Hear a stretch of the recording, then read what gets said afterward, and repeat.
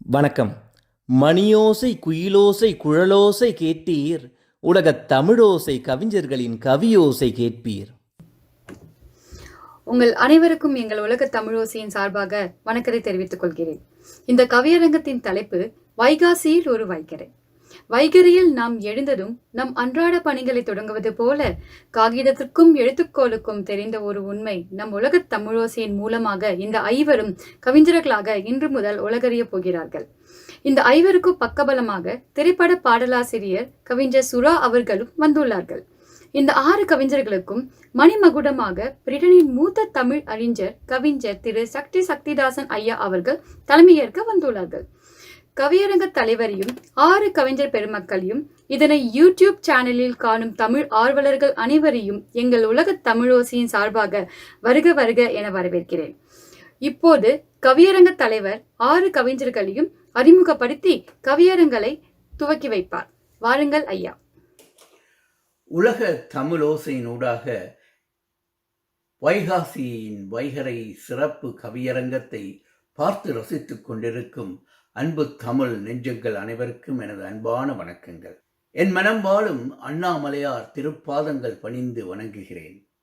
என்றுமே என் எழுத்துக்கும் குருவாய் விளங்கும் என் மானசீக குரு கவியரசர் கண்ணதாசன் அவர்களின் ஆசி வேண்டி பணிகிறேன். தமிழெந்தன் உயிருக்கு நேராம், தமிழெந்தன் உடலுக்கு நீராம், தமிழெந்தன் மூச்சுக்கு காற்றாம், தமிழன்றி நான் வெறும் நீராம். புதுமுக கவிஞர்களுக்கு களம் அமைத்துக் கொடுக்கும் உலக தமிழோசையின் சேவையை பாராட்டாமல் இருக்க முடியாது. அதற்காக அவர்களுக்கு எனது மனமுவந்த பாராட்டுதல்களை தெரிவிப்பதோடு இத்தகைய ஒரு மகத்தான கவியரங்கத்தில் என்னையும் இணைத்துக் கொண்டதற்கு அன்பு நன்றிகளையும் தெரிவித்துக் கொள்கிறேன். நல்லதோர் வரவேற்பு கேட்டோம். நயமாக வழங்கிட்ட ரம்யா மகராசனின் ரம்மியமான தமிழ் ரஞ்சகமாய் இனித்தது. இது ஒரு நல்லரங்கம். இன்றோ பலரின் அரங்கேற்றம். இதயத்து ஊஞ்சலில் இளைப்பாறும் உணர்வுகள், தன்னகத்தே எழும் எண்ணங்கள், தகிப்புடனே தரும் உணர்வுகள், தாழாமல் கரை உடைத்திடும் போது தடையின்றி பாயும் கவி வெள்ளம். கவிதை என்பது பிறப்போடு வருவதல்ல. கவிதை மரபுகளை வேண்டுமானால் கற்றுக்கொள்ளலாம். ஆனால் கல்வி மட்டும் கவிஞர்களை உருவாக்கி விடுவதில்லை.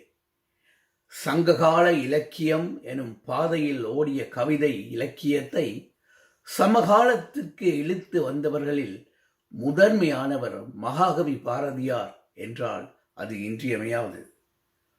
உள்ளத்தில் கருக்கட்டும் எண்ணங்களை கவிதையாக துடிக்க ஒரு கவிஞனின் வேதனையும் பிரசவ வேதனை போன்றதே. கவிதை உண்மையை பேச வேண்டும், உணர்வுகளை புரிய வைக்க வேண்டும், எளிமையாக அனைவரையும் சென்றடையக்கூடியதாக இருக்க வேண்டும்.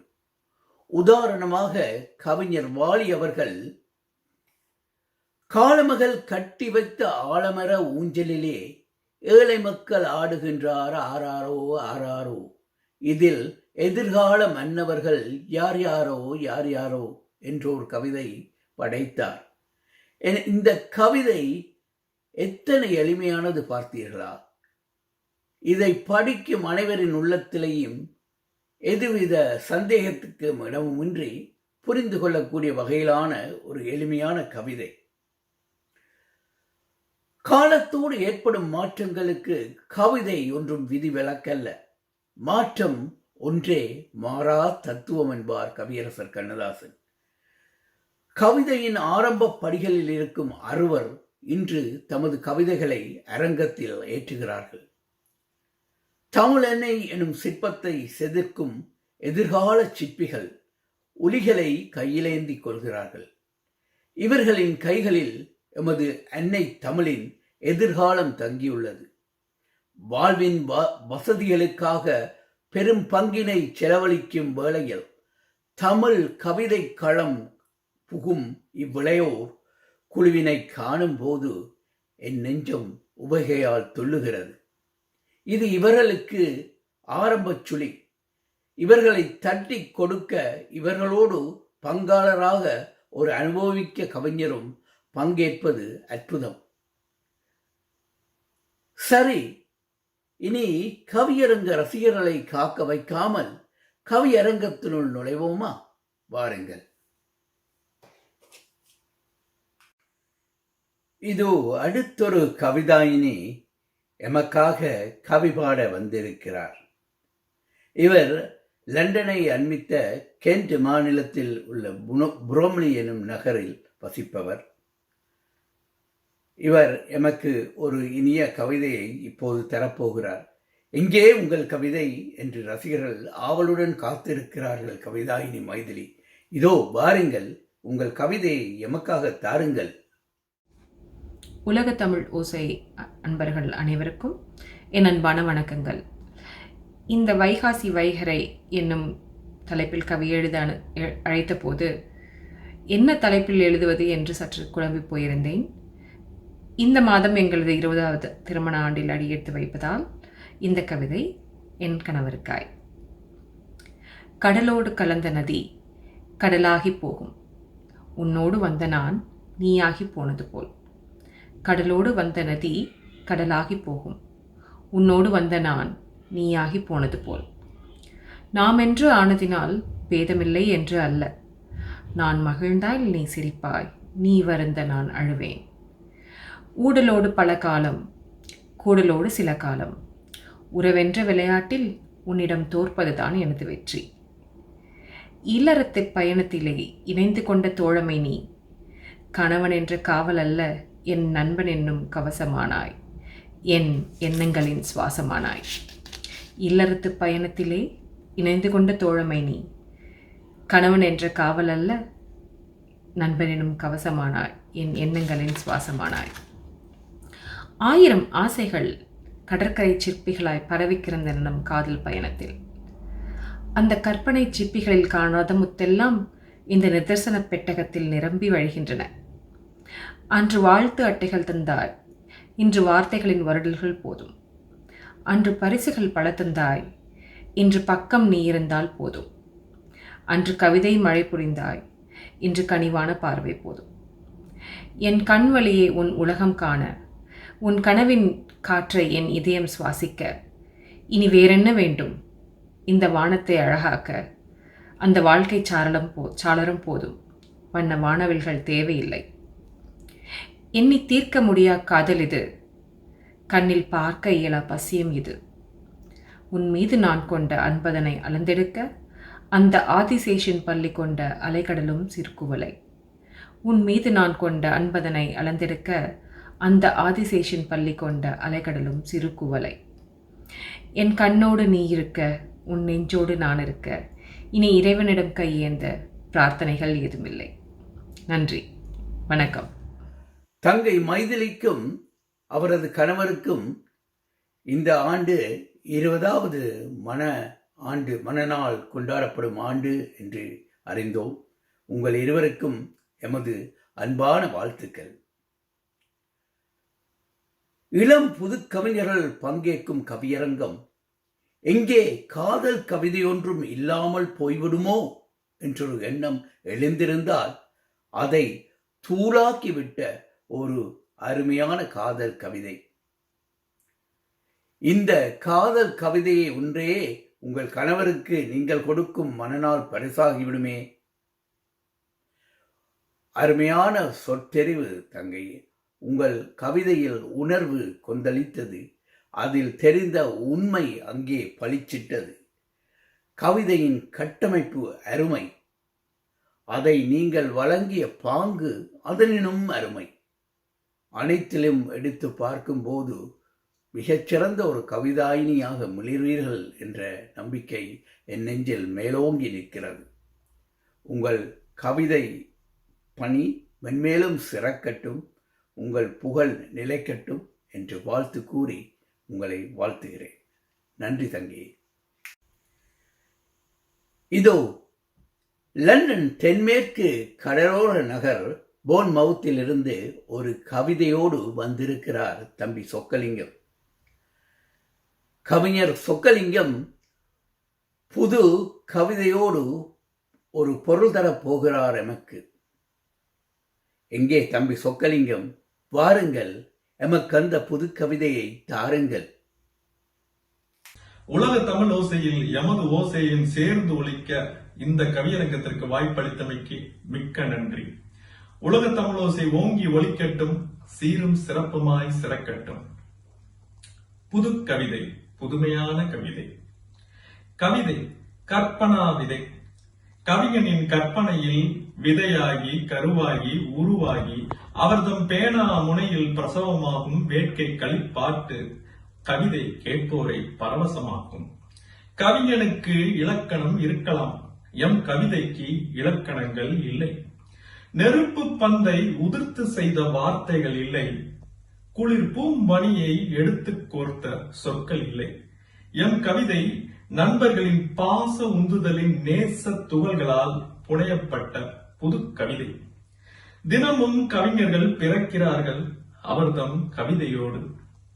கவிதையின் ஆயுட்காலம் கவிஞர்களின் பொற்காலம். சில கவிதைகள் வெளிவராமலே மறித்து விடுகிறது, கவிதையின் ஏமாற்றம்.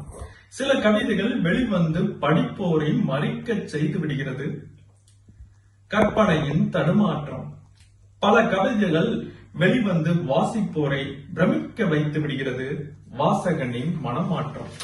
எம் கவிதை இதில் எதில் சேர்த்து என்று கவியரங்கம் முடிந்த பிறகே தெரியும் எம் முன்னேற்றம்.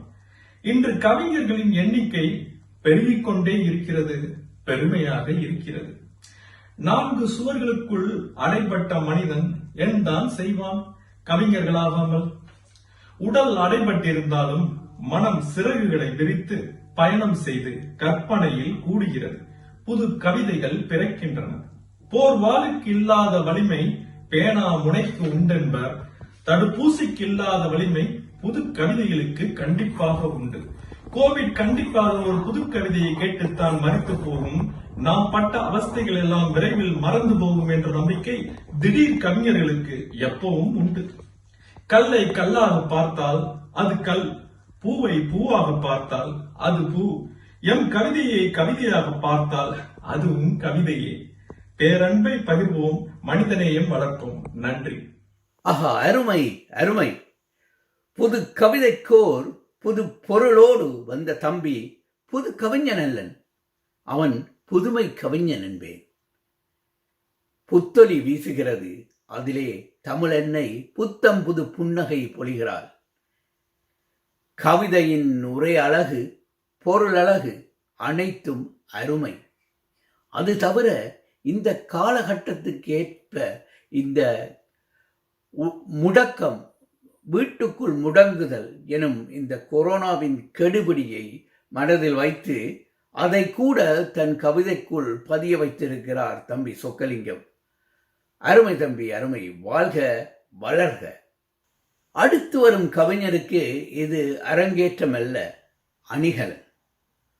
மங்கையருக்கு மேலும் மெருகூட்ட அணிகலன் சேர்ப்பது வழக்கம். இக்கவிஞரின் படைப்பாற்றலுக்கு இது மற்றுமோர் அணிகலன்.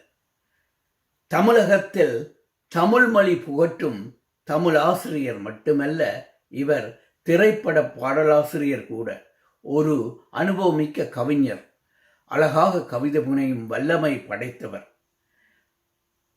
இதோ வருகிறார் தம்பி சுரா, கவிஞர் சுரா. வாருங்கள் தம்பி, எங்கே உங்கள் கவிதையை தாருங்கள், கேட்டு ரசிக்கலாம். வணக்கம். கவிஞர் சுராவின் கவிதை.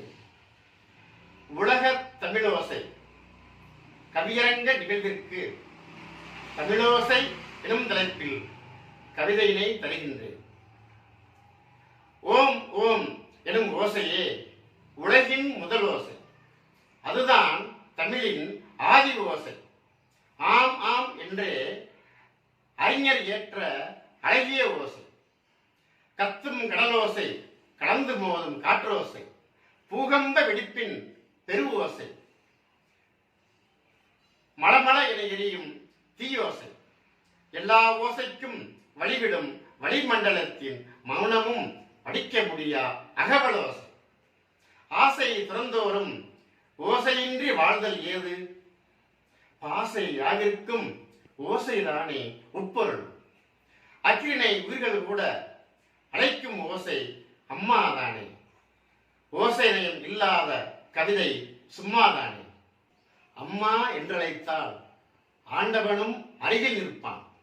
அம்மா எனும் சொல்லே, அம்மா எனும் சொல்லே ஆறுயிரின் உள்ளோசை. அம்மா என்றாலே கடும்பசி நீங்கி கவலை மறையும். அகிலம் யாவிற்கும் ஆறுதல் ஓசை அம்மாதான்.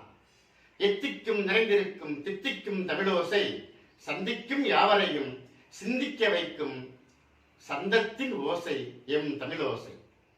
பூபாலமாய் முகாரியாய் தாளாட்டாய் தாளலயமாய் ஒரு கோடி ராகமாய் உயிரில் விளையாடும் உன்னத ஓசை எம் தமிழோசை.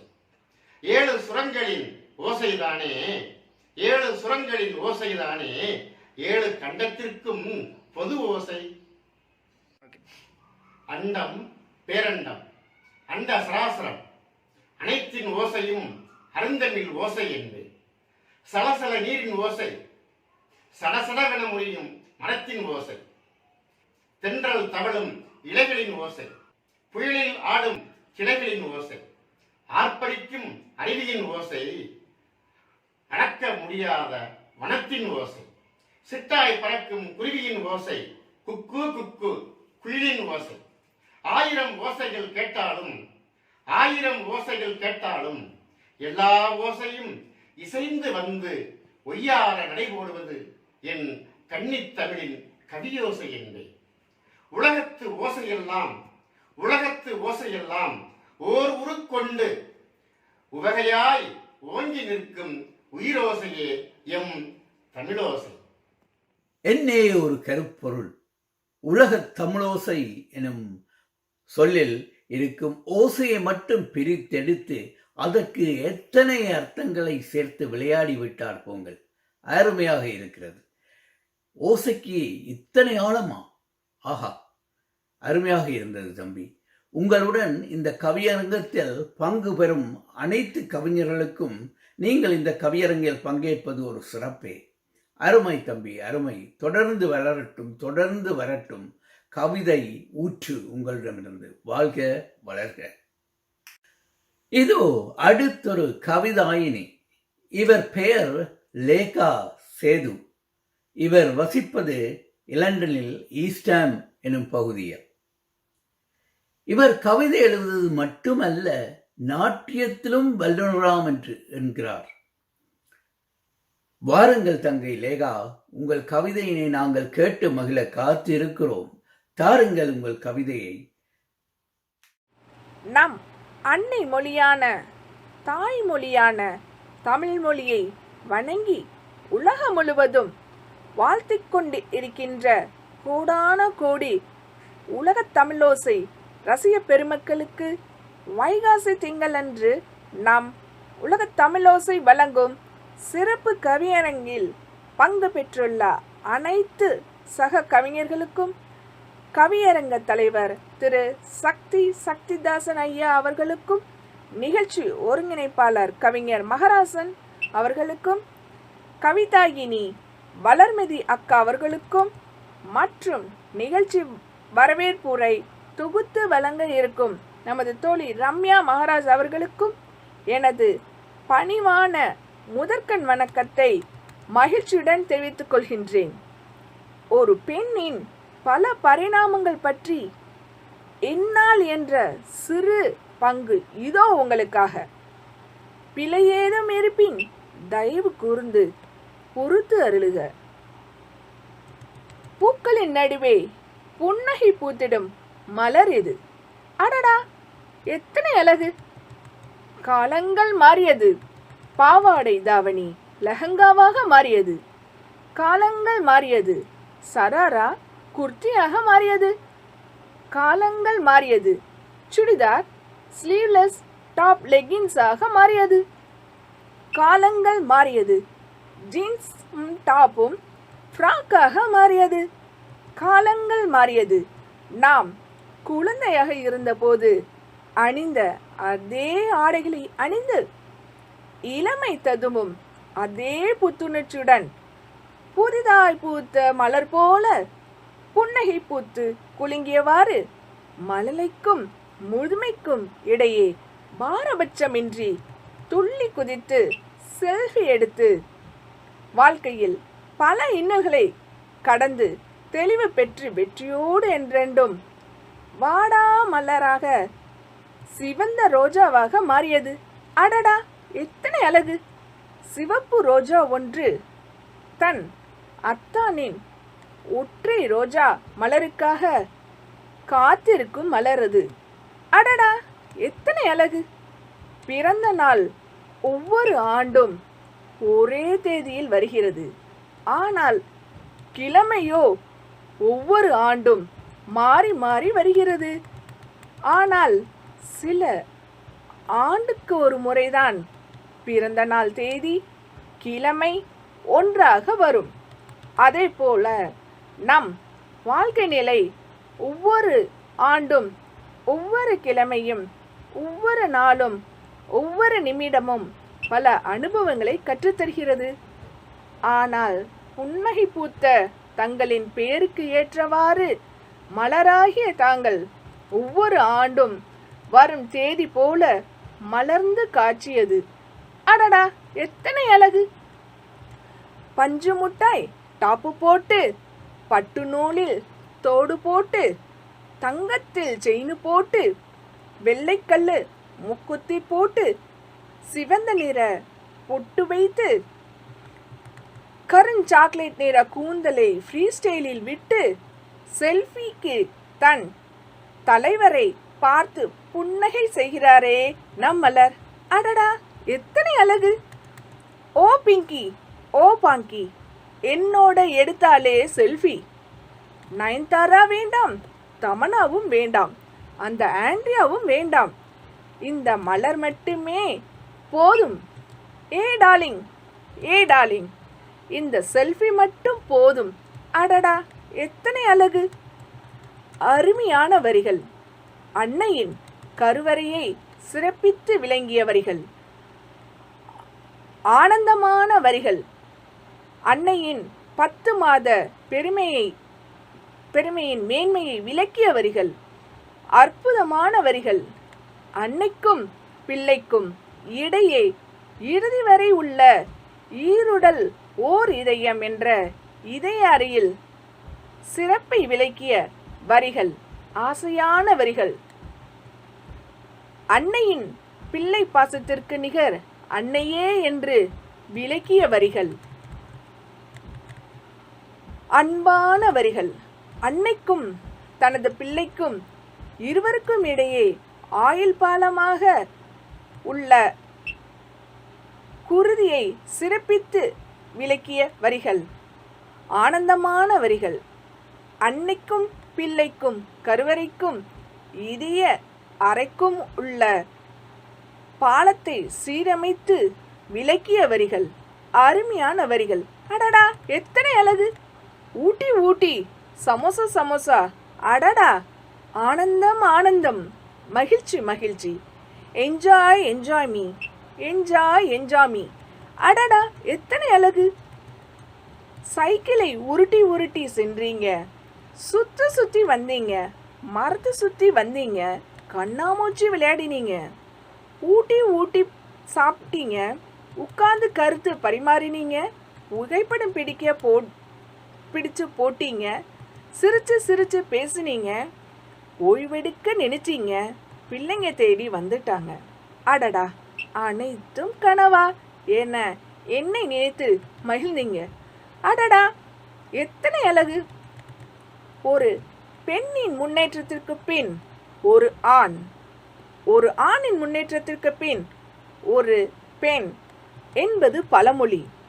ஆனால் இந்த மலரின் வசந்த காலத்தில் ஓர் ஆசிரியராகவும் சிறந்த ஆசானாகவும் பயிற்சியாளராகவும் நல்ல நண்பர்களாகவும் இணைந்து வாழ்க்கையில் பல இன்னல்களை கடந்து செல்லவும் வாழ்க்கை என்னும் ஏணியில் மேலும் மேலும் உயர்ந்து செல்வதற்கு தன் தலைவருக்கு நிகர் இந்த மலரே. அடடா, எத்தனை அழகு! மென்மையான மலருக்காக பல இன்னல்களுக்கு இடையிலும் பல நூற்றாண்டுகளாக ஒற்றை காலில் தாங்கி துணையாக நிற்கும் சிறந்த இல்லத்தரசர். கண்ணுக்கு மையழகு, காட்டுக்கு சிங்கமழகு, மயிலுக்கு தோகையழகு, செடிக்கு மலரழகு. ஆனால் இந்த ஜோடிக்கோ இருவருக்கும் இடையே உள்ள காதல் அழகு. அடடா, எத்தனை அழகு! கடவுளை பார்த்து ஓம் ஓம் என்று ஒலிப்பதற்கு பதில் கட்டிய மனைவியையோ கணவரையோ பார்த்து ஒருவருக்கொருவர் எதை கூறினாலும் ஆம் ஆம் என்று கூறி பாருங்களேன். இல்லத்தில் பாதி இன்னல்கள் தீர்ந்துவிடும் பாருங்களேன். கருத்து சொன்னா கேட்டுக்கணும், இப்படி கேள்வி கேட்கக்கூடாது. அடடா, எத்தனை அழகு! எனக்கு வாய்ப்பளித்த உலகத் தமிழோசை குழுவினருக்கு மிக்க நன்றி. பொறுமையுடன் இறுதி முறை எனது கவிக்குயம் அரங்கத்தில் உள்ள கருத்துக்களை கேட்டதற்கு அனைவருக்கும் நன்றி நன்றி நன்றி. வணக்கம். புது கவிதையிலும் புதுமைகள் புகுத்தலாம் என புலப்படுத்தும் கவிதை தந்தீர்கள். அடடா, எத்தனை அழகு! இந்த வரியை வைத்து இத்தனை வார்த்தை விளையாட்டா? அருமை! ஒவ்வொரு அழகுக்குள்ளும் ஒவ்வொரு அர்த்தங்கள். பெண்மையின் பரிணாமங்களை மலர்களுடன் இணைத்து ஒரு புது வகை கருத்தாடல். அதனுள் குடும்ப ஒற்றுமைக்கு உதவியான கருத்துக்கள் வேறு. தொடருங்கள் உங்கள் கவிதை பயணத்தை.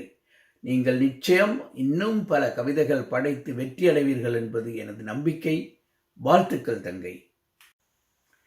வந்தவாசியில் பிறந்து சென்னை வாசியாய் வாழும் தம்பி ராஜேஷ்குமார் வருகிறார். தன் உள்ளம் முகிழ்க்கும் எண்ணங்களை வடிக்கிறார். எங்கே வாருங்கள் தம்பி ராஜேஷ்குமார், கவிஞரே, உங்கள் கவிதையை தாருங்கள். வணக்கம்.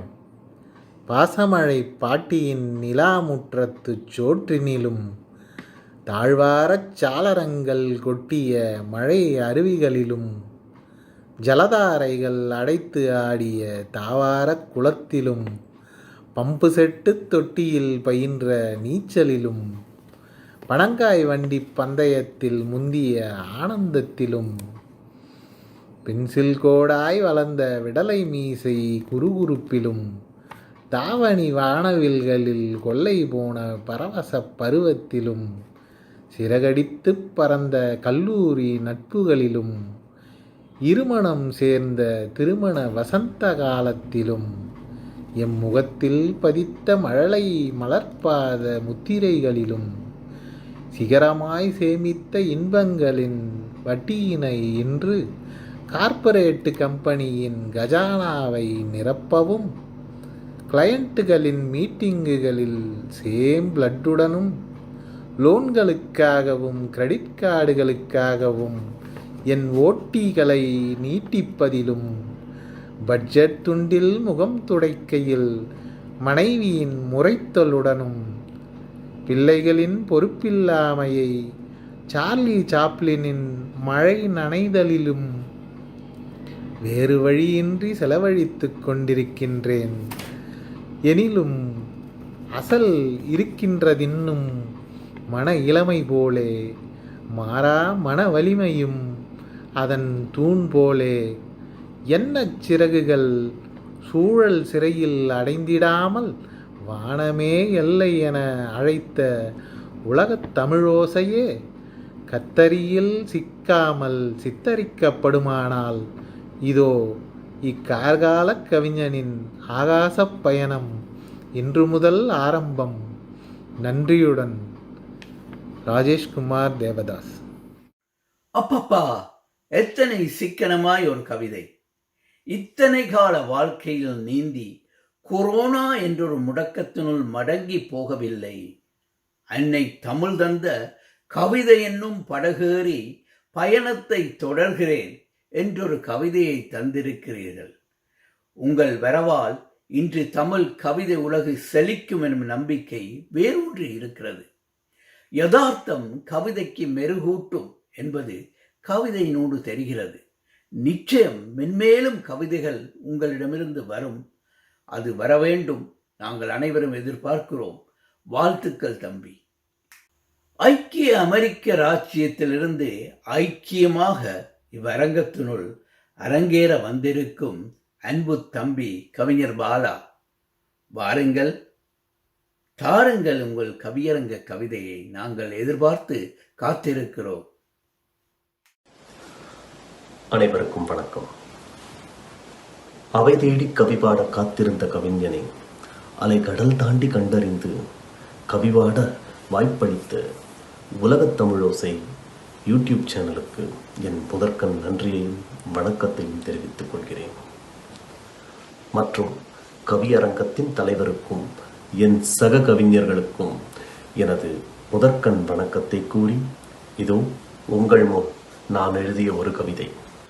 எழுதியே தீர வேண்டும், எழுதியே தீர வேண்டும். கவியரங்கத் தலைவர் அடுத்த முறை கேட்பதற்குள் கவிதையை எழுதியே தீர வேண்டும், எழுதியே தீர வேண்டும். கவியரங்கத் தலைவர் அடுத்த முறை கேட்பதற்குள் கவிதையை தலைப்பொன்று தந்திருந்தால் தவிப்பின்றி எழுதியிருக்கலாம், தலைப்பொன்று தந்திருந்தால் தவிப்பின்றி எழுதியிருக்கலாம். தலைவரிடம் கேட்டேன், தலைப்பின்றி கவியரங்கம் ஏன் இப்படி ஒரு இக்கட்டு, புதிதாய் கவிபாட வரும் மக்கட்கு.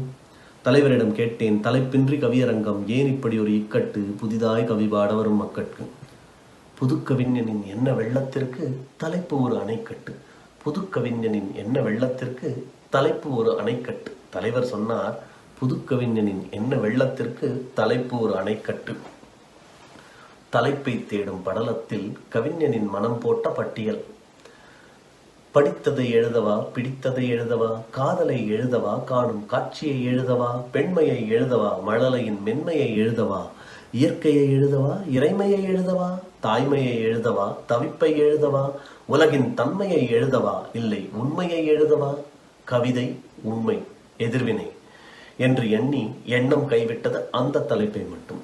கவிதை உண்மை எதிர்வினை என்று எண்ணி எண்ணம் கைவிட்டது அந்த தலைப்பை மட்டும். பித்து பிடித்தவன் போல் பேனாவால் நெத்திப்பொட்டை குத்தி குத்தி யோசித்த போது வந்தது குழப்பமும் கோபமும் புதுக்கவிஞனுக்கு. பித்து பிடித்தவன் போல் பேனாவால் நெத்திப்பொட்டை குத்தி குத்தி யோசித்த போது வந்தது குழப்பமும் கோபமும் புதுக்கவிஞனுக்கு. கோபம் ஒரு காவியம். கண்ணகியின் கோபம்தானே சிலப்பதிகாரம். தன் கோபத்தின் மேல் காதல் கொண்டான். காதலுடன் கோபத்தை கேட்டான், எதை எழுத என்று. பார்ப்பதை எழுது பார்த்தீபா என்றது கோபம். காதலுடன் கோபத்தை கேட்டான், எதை எழுத என்று. பார்ப்பதை எழுது பார்த்தீபா என்றது கோபம். கண்ணை திறந்து சுற்றி பார்த்தான். ஒரு வினாடி, ஒரே வினாடி. சட்டென்று மனதில் தோன்றிய முதல் வரி, மாஸ்கோடு நாம் வாழ்ந்த ஒவ்வொரு மணித்துளியும் மரணப்படுக்கையிலும் மறக்காது. ஐயோ என்று அலறியது மனசாட்சி. திண்ணை கவிஞனின் வரிகளை திருடினால் பரவாயில்லை, கவியரசின் வரிகளை திருடுவது குற்றம். திண்ணை கவிஞனின் வரிகளை திருடினால் பரவாயில்லை, கவியரசின் வரிகளை திருடுவது குற்றம். இல்லை இல்லை, எந்த கவிஞனின் வரிகளை திருடுவதும் குற்றமே என்றது மனசாட்சி. எண்ணப்பட்டியலுக்குள் மீண்டும் மூழ்கினான். கோபம் சொன்னது போல் பார்ப்பதை எழுத பார்வையின் திசையை மாற்றினான். கோபம் கண்ணை மறைத்தது கவிஞனுக்கு. கோபம் சொன்னது போல் பார்ப்பதை எழுத பார்வையின் திசையை மாற்றினான். கோபம் கண்ணை மறைத்தது கவிஞனுக்கு. இப்போது கவியின் நிலை இன்னும் மோசம். பார்த்தது, பார்த்தவை, பார்த்தபின் அனைத்தின் மீதும் கோபம் வந்தது. இப்போது கவியின் நிலை இன்னும் மோசம். பார்த்தது, பார்த்தவை, பார்த்தபின் அனைத்தின் மீதும் கோபம் வந்தது. கோபத்தின் கதறினான் அம்மா என்று. கோபத்தில் கதறினான் அம்மா என்று. யாரப்பா நீ இங்கு வினவினாள் அவ்வழி போகும் கிழவி. கோபத்தில் கதறினான் அம்மா என்று. யாரப்பா நீ இங்கு வினவினாள் அவ்வழி போகும் கிழவி. நெருப்பை அணைத்தோடும் தண்ணீர் போல் சாந்தத்தின் உருவம் கண்டு கோபம் குறைந்தது. கண்கள் கலங்கியது கவிஞனுக்கு. ஏனென்று கேட்டு முடிக்கும் முன் தலைப்பிற்காக தான் படும் பாட்டினை பாட்டியிடம் பாட்டாக பாடினான். ஏனென்று கேட்டு முடிக்கும் முன் தலைப்பிற்காக தான் படும் பாட்டினை பாட்டியிடம் பாட்டாக பாடினான். நிலமென அமைதி காத்த அம்மை வினவினாள், இதற்காகவா அலறினாய்? கண்ணை மறைத்த கோபம் உன் கையில் இருந்த வெண்ணையும் மறைத்து விட்டதே. நிலவென அமைதி காத்த அம்மை வினவினாள், இதற்காகவா அலறினாய்? கண்ணை மறைத்த கோபம் உன் கையில் இருந்த வெண்ணையும் மறைத்து விட்டதே. கலையும் கவியும் அனுபவத்தின் மறு உருவே. கலையும் கவியும் அனுபவத்தின் மறு உருவே. தென்றலும் புயலும் குழையும் குளிரும் வெப்பமும் அனுபவமே. அன்பும் பரிவும் கோபமும் வெறுப்பும் அனுபவமே. பரிவும் தவிப்பும் உணர்வும் உணர்வை உணர்த்தும் விதமும் அனுபவமே. தன் அனுபவத்தை அழகாக அடுத்தவன் ரசிக்க இயல்பாகச் சொல்பவன் கவிஞன். தன் அனுபவத்தை அழகாக அடுத்தவன் ரசிக்க இயல்பாகச் சொல்பவன் கவிஞன். தலைப்பின்றி நீ பட்ட பாட்டை கவியாக படைத்துவிடு. கவிஞர் கூடியிருக்கும் அறையில் அழகாக படித்துவிடு. தலைப்பின்றி நீ பட்ட பாட்டை கவியாக படைத்துவிடு. கவிஞர் கூடியிருக்கும் அவையில் அழகாக படித்துவிடு. தலைப்பு தராத கவியரங்க தலைமையை உன் கவிதைக்கு தலைப்பிட பணித்துவிடு. கரகோஷம் புகழாரம் ஒரு கவியின் சொத்து, ஒற்றை சத்தம் சிதறாமல் மனப்பையில் முடித்துவிடு. கிழவி சொன்னால், தலைப்பின்றி நீ பட்ட பாட்டை கவியாக படைத்துவிடு. கவிஞர் கூடியிருக்கும் அவையில் அழகாக படித்துவிடு.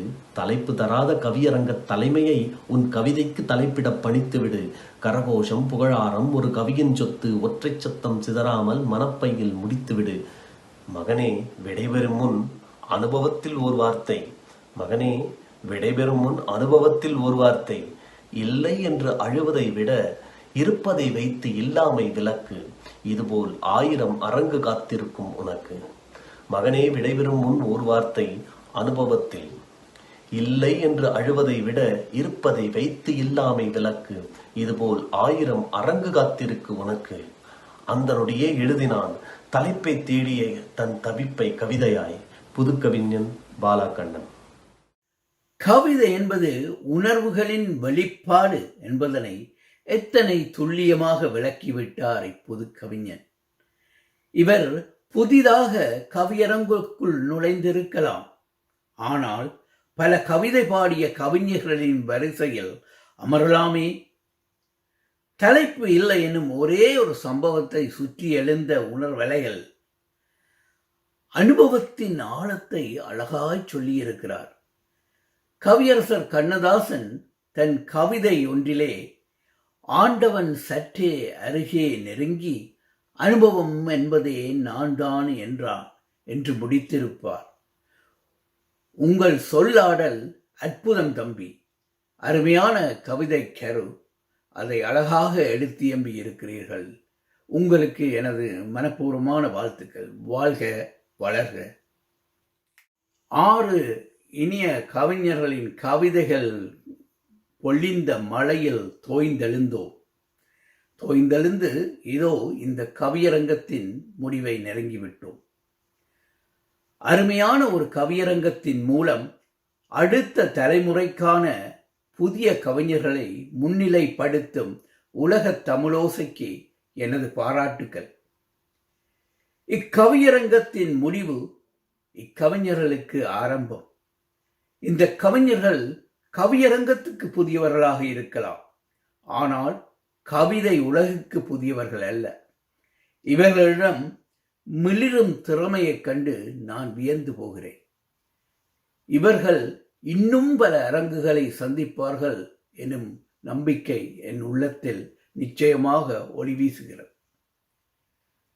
இனிய கவிஞர்களே, கவிதாயினிகளே, தொடருங்கள். உங்கள் கவிதைகள் பொங்கி எழட்டும். உங்கள் உணர்வுகள் கவிதை வரிகளாக வடிக்கப்படட்டும்.